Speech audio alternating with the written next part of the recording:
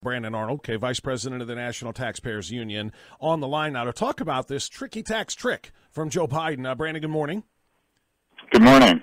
So we're told that $3.5 trillion equals zero. They have repeated that to us countless numbers of times since this massive Green New Deal on steroids, if you will, bill was introduced. They're telling us it's not going to cost anything, and nobody's going to see a tax increase unless you make $400,000 or more. We have to make those people pay their fair share. That's not true, is it?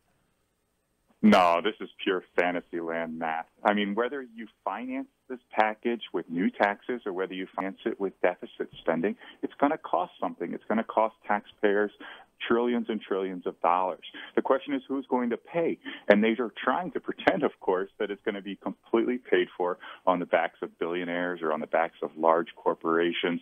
But it doesn't take rocket science to figure out that everyday taxpayers are going to be footing a percentage of this bill. The Joint Committee on Taxation, the official tax counting committee on Capitol Hill, says that tax increases under the House plan would begin at people making just $30,000 a year in 2027, just a few years down the road.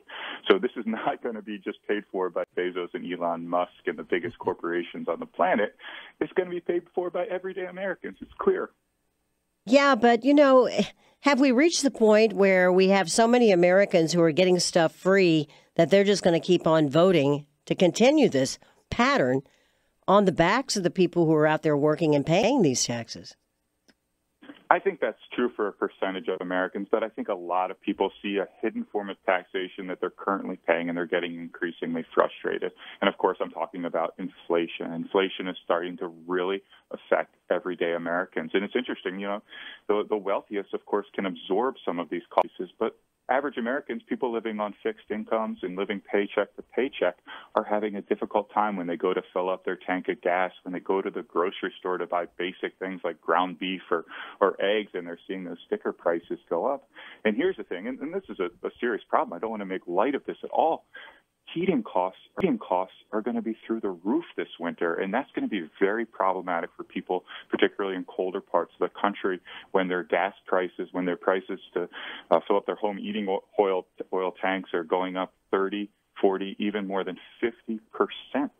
That's going to cause them to make some very serious sacrifices and cut elsewhere in their family budgets. It's a real crisis at our finger right ahead of us here, and I don't think the Biden administration is doing anything to make it better. In fact, they're probably trying to make it worse.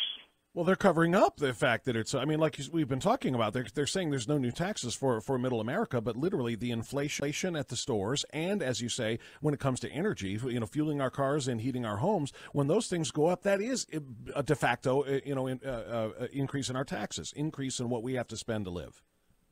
And yet they're lessening the value of the dollar every day. And if they pass this Green New Deal attacking fossil fuels, well, you're not going to see an end in sight to what it costs for heating fuel and jet fuel and automobile gasoline. I mean, there's just no end in sight. It's policy. Yeah, that's correct. They want to raise taxes on methane. That will, of course, push up natural gas prices. They want to raise royalty payments and limit extraction of oil and gas in this country. All of those things are going to constrict supply and increase price and make this inflation